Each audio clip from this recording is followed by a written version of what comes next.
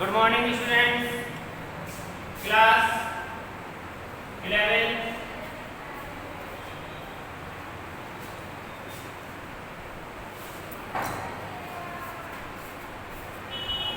देखिए बच्चों,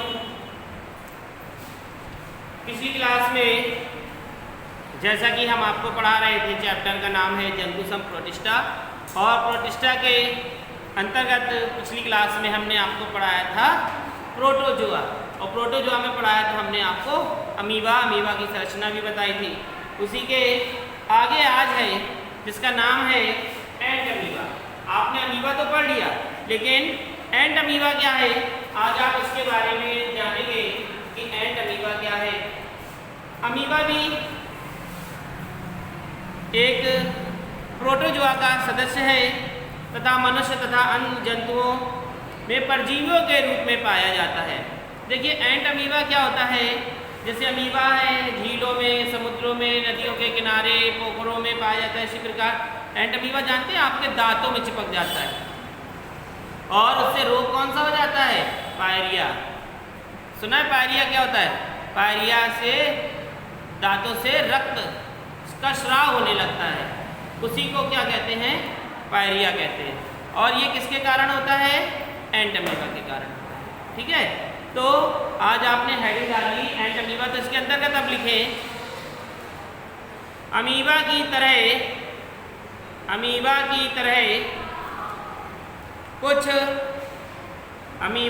तरह कुछ प्रोटोजोआ के सदस्य, अमीबा की तरह कुछ प्रोटोजोआ के सदस्य मनुष्य तथा अन्य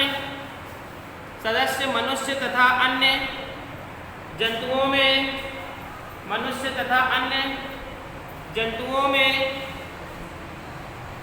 परजीवियों के रूप में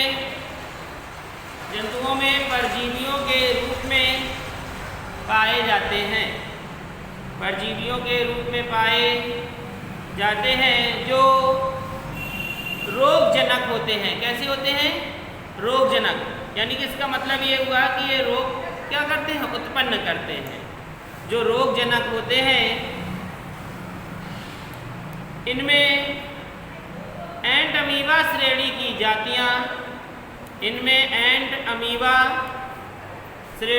जातियां जैसे एंट amoeba histolytica, ant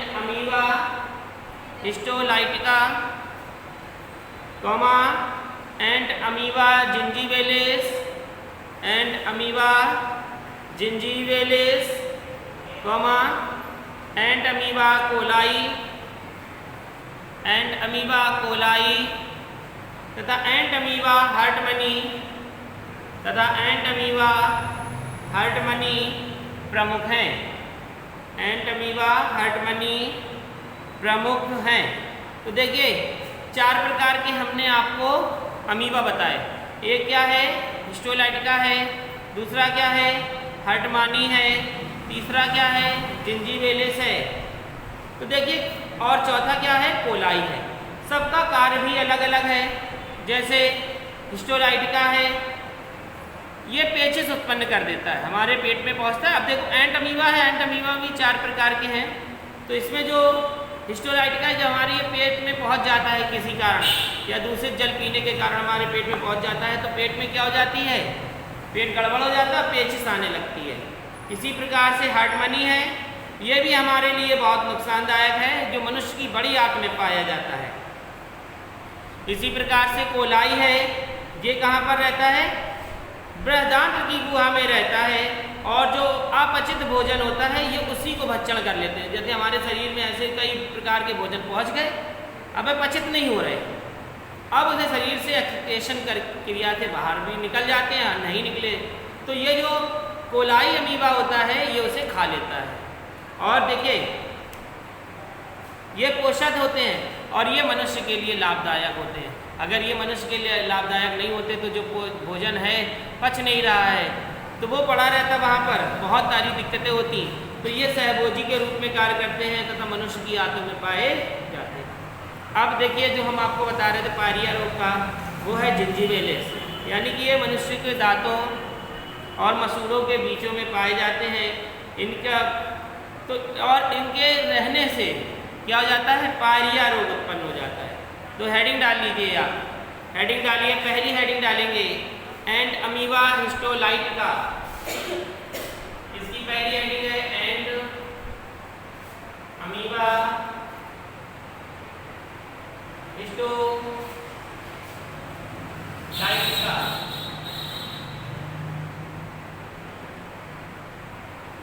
and amoeba histolytica note कर लें, इंग्लिश में भी यही नाम है इसका, एंड अमीबा हिस्टोलाइटिका। लिखना चाहें तो लाइए, हम लिख के दे रहे हैं।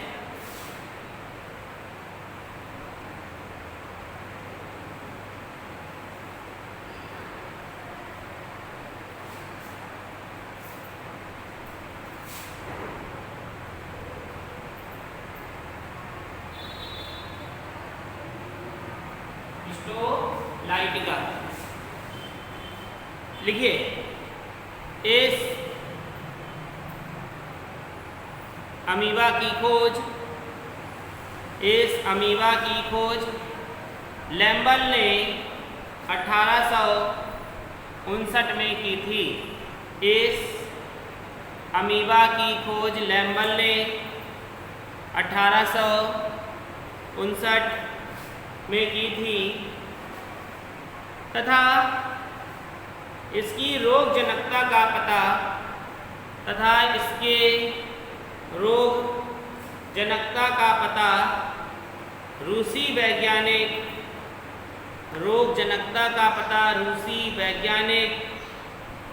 फ्रेडरिक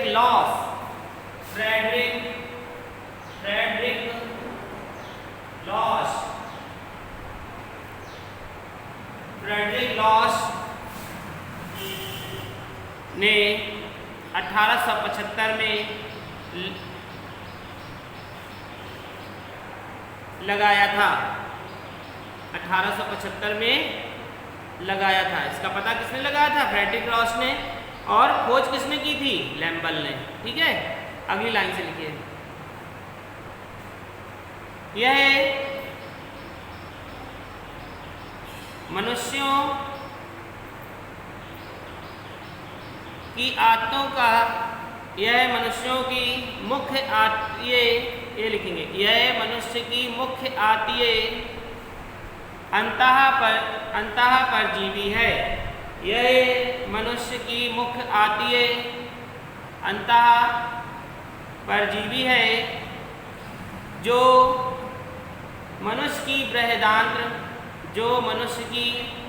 बृहदांत्र की श्लेष्मिका, बृहदांत्र की श्लेष्मिका और उपश्लेष्मिका और उपश्लेष्मिका में पाया जाता है। उपश्लेष्मिका में पाया जाता है।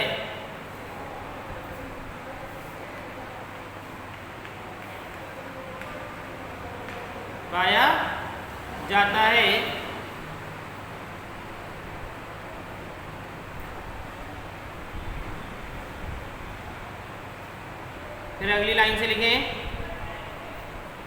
यह प्रोटीन पाचक एंजाइम का स्रावण करता है। यह प्रोटीन पाचक एंजाइम का स्रावण करता है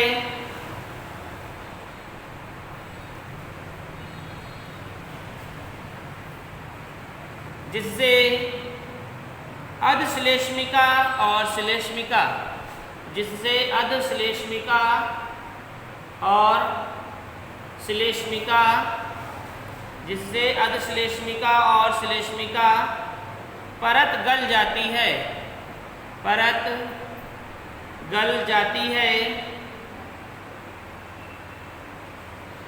तथा रुधिर केशिकाएं फट जाती हैं, तथा रुधिर केशिकाएं फट जाती हैं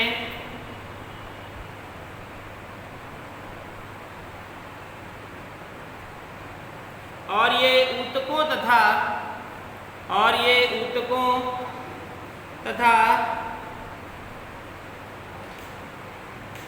RBCS, ऊतकों तथा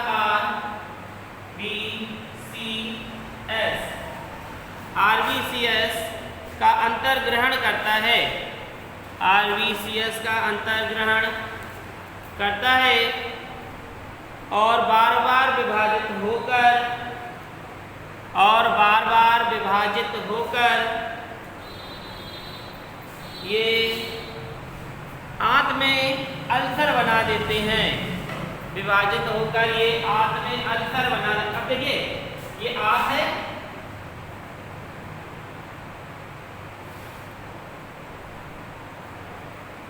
अब इसमें क्या किया, इसने अल्सर विभाजित हो गया, काय का श्रावण कर रहा था, श्रावण इसने किसी पदार्थ को किया जिसके कारण क्या थी, ये जो परतें थी ये क्या थी, हो गई, गल गई। अब परतें जब गल गई, गलने के बाद इसने क्या किया, इसने घाव बना दिए। जब घाव बना देगा तो क्या होगा, इसमें जो तंत्रिका अंदर जा रहा है उसमें ब्लड जा रहा है, और बस ब्लड होगा तो यहाँ पे ये फट गई है, तो यहाँ क्या रक्त यहाँ फैलेगा, और जब रक्त फैलेगा और ये आपकी शुद्रांगार है मान लीजिए यहाँ से, तो ये पाचन क्रिया के साथ जब जो आपका अन्न भी आ रहा है उसी के साथ क्या होगा, रक्त का श्रावण भी होने लगेगा। तो उसी को तो पेचिस कहते हैं, अल्सर बना देते हैं। इसी कारण मल के साथ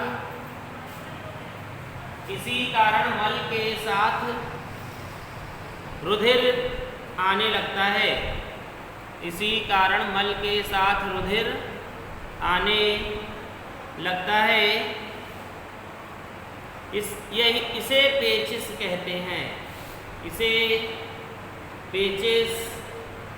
कहते हैं, समझ में आ गया ये समझ में आया आपको एंटमीबा हिस्टोलाइट का, ये क्या करता है, पेचिस रोग उत्पन्न करता है। कैसे करता है, मनुष्य की मुख्य आंत में जब ये पहुंच जाता है फिर क्या करता है, ये प्रोटीन, एक ट्रोफोजोइट्स प्रोटीन नामक एंजाइम्स का श्रावण करता है, जिससे क्या होती है, ये जो परतें होती हैं धीरे धीरे गल जाती हैं। गलने के बाद इसके छोटे छोटे से क्या बनते हैं, अल्सर, जिन्हें हम क्या कहते हैं, छाले हो गए, यानी कि वहाँ पर घाव हो गए। आपके बाहर जो घाव है आप उसमें पाउडर लगा सकते हैं, क्रीम लगा सकते हैं, ट्यूब लगा सकते हैं, लेकिन जो आपके अंदर घाव हो गए कि आप उसमें क्रीम, पाउडर, जेल या दवा, मेडिसिन कुछ यूज़ कर सकते हैं, कुछ नहीं, तो ये घाव बने रहते हैं। और घाव में जब रक्तस्राव होता है तो ये मल के साथ ये शरीर से बाहर आने लगता है। तो चलिए आपका एंटमीबा पेचिस हो गया। हेडिंग दूसरी डालेंगे, एंटमीबा हार्ट मानी। दूसरी है एंटमीबा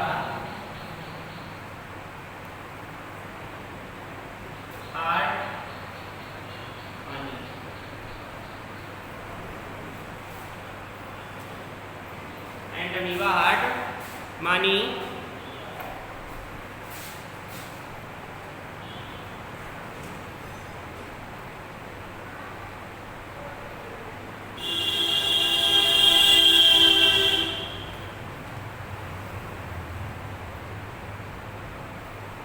एंटमीबा हार्ट मानी लिखिए, यह एंटमीबा हिस्टोलाइटिका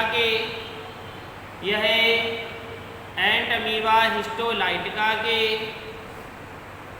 माइन्यूटा रूप के समान होता है, माइन्यूटा रूप के समान होता है। यह भी मनुष्य की बड़ी आंत में पाया जाता है, यह भी मनुष्य की बड़ी आंत में पाया जाता है। इसके ट्रोफोजोइट्स का व्यास 9 से 14 म्यू, 9 to 14 म्यू का व्यास 9 से 14 म्यू होता है। इससे भी पेचिस रोग होता है,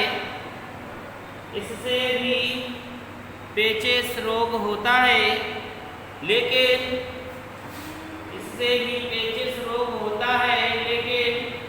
यह कम हानिकारक होता है, हानिकारक होता है। समझ में आया कि जो हार्टमानी है वह एंट अमीबा के तरीके हिस्टोलाइटिका के तरीके ही है और इससे भी पेचिश रोग होता है, लेकिन क्या करता है ये कम हानिकारक होता है। अगली हेडिंग डालेंगे एंट अमीबा कोलाई। तीसरी हेडिंग है एंट अमीबा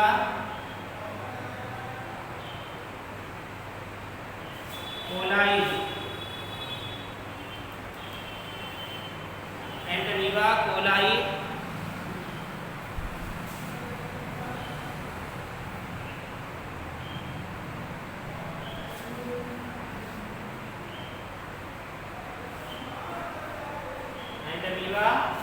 कोलाई लिखिए, यह पोषक के लिए हानिकारक नहीं होते। यह पोषक के लिए हानिकारक नहीं होते। यह बृहदान्त्र की गुहा में पाए जाते हैं। यह बृहदान्त्र की गुहा में पाए जाते हैं। जो जीवाणु व अन्य अपचित भोज्य, जो जीवाणु यानी कि बैक्टीरिया, जो जीवाणु व अन्य अपचित पदार्थों का, जो जीवाणु व अन्य अपचित पदार्थों का भक्षण करते हैं, अन्य अपचित पदार्थों का भक्षण करते हैं। इनका व्यास 20 से 40 म्यू होता है। इनका व्यास 20 से 40 म्यू होता है। ये पोषण के लिए लाभदायक होते हैं। ये पोषण के लिए लाभदायक होते हैं। ये सहभोजी के रूप में रहते हैं।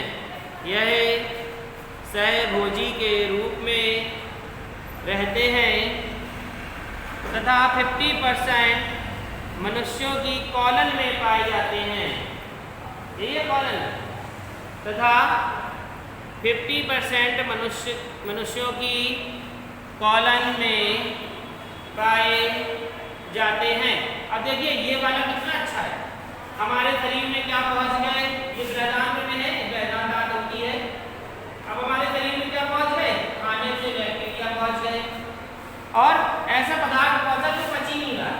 तो ये जो यहाँ पर पहले से मौजूद है कॉलन में, तो इसमें क्या किया, इनका भक्षण कर दिया, खा लिया और अब इसे कैसा बना दिया, पचित पदार्थ बना दिया। ठीक है,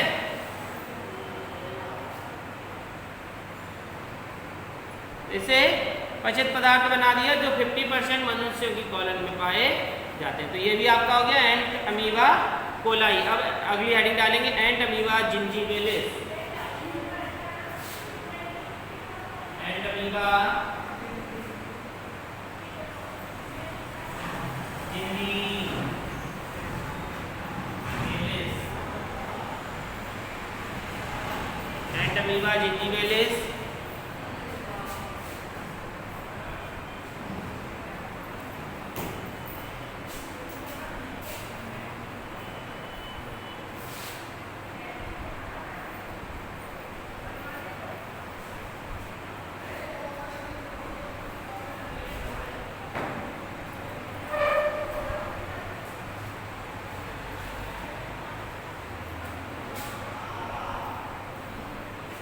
नोट कर लें, एंट अमीबा जिंजीबेलिस। इसमें लिखें, देखिए यही है वो अमीबा जो हमारे दांतों में पहुंच जाता है, दांतों में चिपक जाता है। आप सब सुबह उठते हैं तो आपने देखा, सुबह उठने के बाद अगर हम दांतों में ब्रश ना करें तो हमारे दांत चिकने चिकने से होते हैं, और अगर हम उसमें उंगली का नाखून ऐसे लगाएं तो हमें उंगली के नाखून में लेयर सी आ जाती है।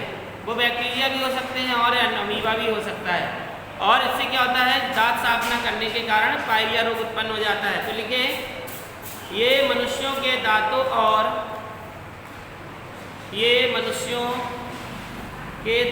और मसूड़ों के बीच, ये मनुष्यों के दांतों और मसूड़ों के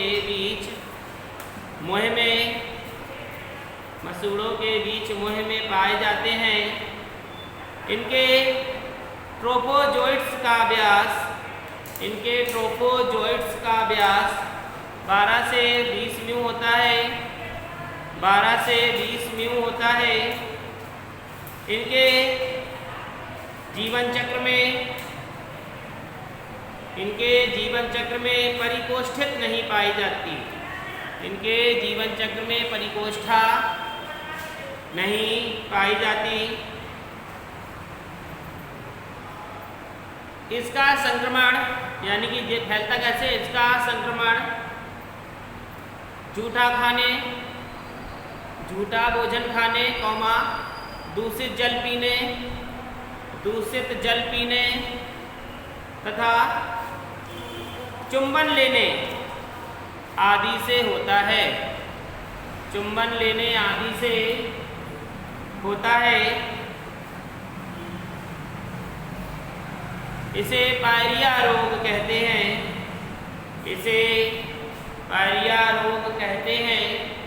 यह लगभग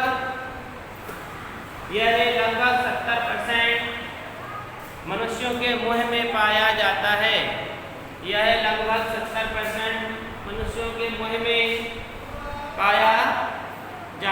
लिखा आपने, यह लगभग 75% मनुष्यों के मुख में पाया जाता है। तो आपको समझ में आ गया कि आज जो हमने आपको एंटमीबा पढ़ाया उसके 4 भाग थे। एंटमीबा हिस्टोलाइका, एंटमीबा हार्टमनी हिस्टोलाइका में हमने आपको क्या बताया कि ये मनुष्य के बृहदान्त्र में होता है और इससे पेचिश रोग उत्पन्न हो जाता है। ये हार्टमनी ये भी इसी तरीके से होता है। ये हमारे लिए क्या होता है, उपयोगी होता है, जो हमारे जीवाणुओं को, बैक्टीरिया को और अपने भोजन को नष्ट कर देते हैं। और एंटमीबा जिंजिविलिस से भी हानि होती है, हमारे दांतों में पायरिया रोग हो जाता है। फिर बहुत अधिक ये फैलने के कारण दांत अपनी जो जगह होती है वो छोड़ देते हैं और धीरे धीरे दांत गिर जाते हैं। ठीक है, तो ये आज आपका हो गया। कल हम आपको इसके बाद प्लाज्मोडियम पढ़ाएंगे।